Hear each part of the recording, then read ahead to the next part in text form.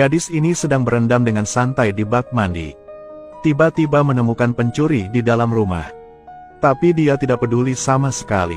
Sebaliknya, ketika pencuri melihatnya, dia takut pada seluruh lingkungan sekitar. Saat pencuri melihat Daisy, dia sangat tenang. Dia merasa sangat terkejut. Berpikir, apakah orang-orang begitu santai akhir-akhir ini? Bahkan pencuri yang masuk ke dalam rumah pun tidak memperhatikan.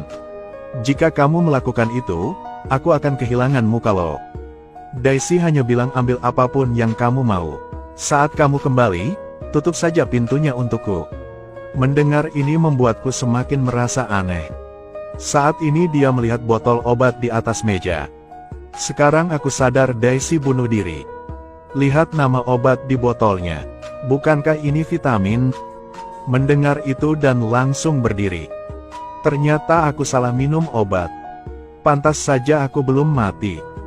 Jadi dia berlari ke lemari obat lagi untuk mencari. Tapi setiap momen tertulis di pintu lemari. Bantu dia memilih ramuan yang tepat. Membuka botol obat dan meneguk semuanya ke dalam mulutnya. Lalu kembali dan terus mandi. Dan menyuruh menutupi pintu. Melihat itu, aku hanya perlu melakukan hal yang sama.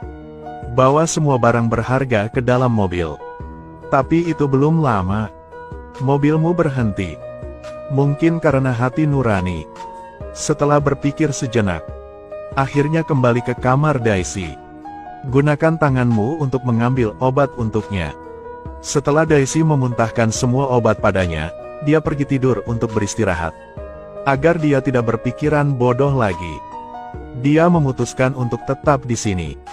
Mulai menikmati kehidupan orang kaya. Semua yang ada di sini membuatnya merasa sangat bersemangat. Memang benar orang yang punya uang itu berbeda. Gunakan semua barang asli. Malam hari makan popcorn. Daisy terbangun dari mimpi. Dia menemukan bahwa dia belum mati. Lalu tanya Hori, "Kenapa kamu belum ganti bajuku?" "Khawatir berapa banyak uang yang akan merugikanmu, tahu?" "Jelaskan, saya khawatir Anda akan melakukan sesuatu yang bodoh. Itulah sebabnya aku bertahan. Ditambah lagi jeruk balimu terlalu besar. Saya khawatir saya tidak bisa mengendalikan diri. Makanya aku ganti baju."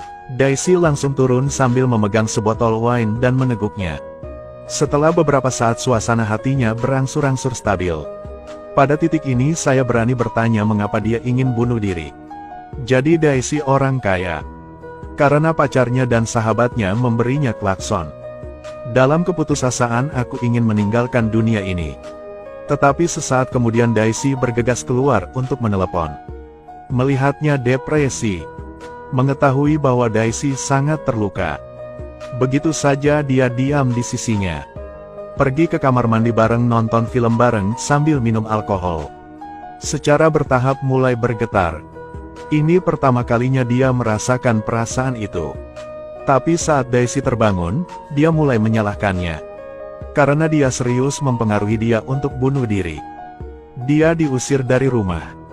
Tapi dia tidak mau menyerah begitu saja.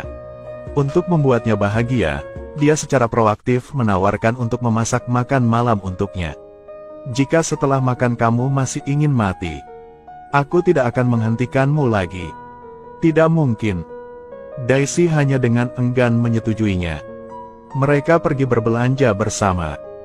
Dalam perjalanan melihat pemandangan yang indah. Nikmati udara segar. Suasana hati Daisy sedikit lebih baik lagi. Dua orang tertawa dan berbincang gembira. Seperti pasangan. Pulang dan pergi ke dapur untuk menyiapkan makanan. Ini makanan pertamanya dan Daisy. Harus ada formalitas. Jadi aku berlari ke mobil untuk mengambil jas yang kucuri untuk diganti. Daisy cantik sekali hari ini.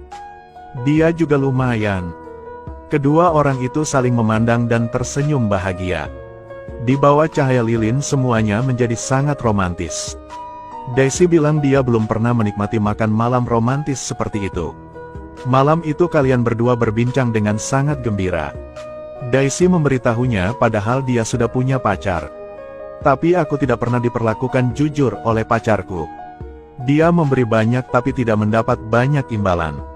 Sekarang aku cukup bodoh untuk bunuh diri karena orang jahat. Aku merasa hidupku sungguh sial. Setelah mendengarkan, undang saya untuk menari sebuah lagu. Nikmati dunianya sendiri. Dia bahkan bermain catur dengannya. Lihat dia bermain game.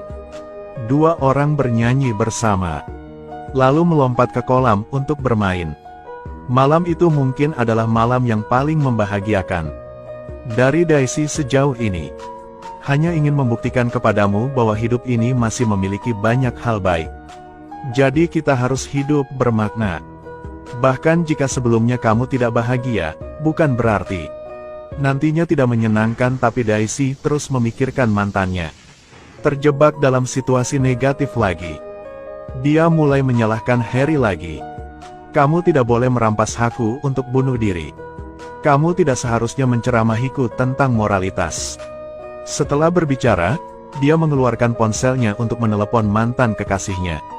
Silakan kembali. Melihatnya seperti itu sungguh mengecewakan.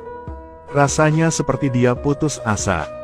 Jadi memutuskan untuk pergi dan melihat Harry benar-benar pergi. Daisy tidak ada harapan.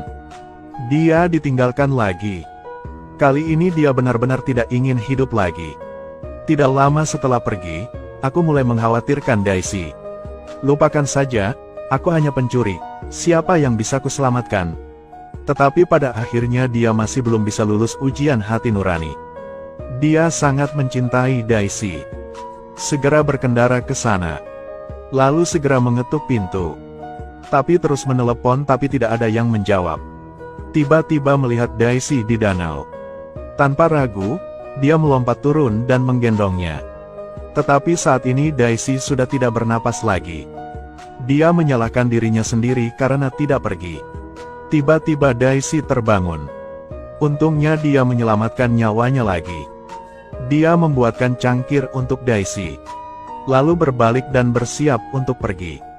Tapi kali ini Daisy menahannya. Tidak ingin melepaskanmu lagi. Dia berbaring diam di pangkuannya. Merasakan rasa aman yang belum pernah ada sebelumnya. Itulah yang tak pernah diberikan mantan kekasihnya pada sinar matahari pagi yang menyinari wajah Daisy. Memandangnya seperti menemukan makna hidup. Dia memutuskan untuk mencuci tangannya dari pedangnya. Hidup damai di samping Daisy. Saat ini mantan pacar Daisy membawa kembali kekasihnya saat ini. Dia berkata pada Harry, "Daisy paranoid. Villa ini bukan miliknya. Yang milikku." Tanpa ragu, kami memihak Daisy. Bukankah itu hanya sebuah rumah? Dia bersorak dan menghadapi orang ini. Dan bahkan sahabatnya mengkhianatinya. Kali ini Daisy tidak menghargai perasaan apapun lagi. Dia dengan keras memarahi sahabatnya. "Aku memperlakukanmu dengan sangat baik. Apapun yang bagus, silakan bagikan dengan saya. Tapi kamu diam-diam mengencani pacarku di belakangku." Lalu memarahi mantan pacarnya. Kedua orang itu tidak bisa berkata apa-apa. Daisy lalu masuk ke mobil Harry dan pergi dengan santai. "Bawa dia pulang. Ketahuan rumahku dirampok oleh kaki tangan. Cukup beruntung mencuri pacar. Juga dianggap tidak sia-sia."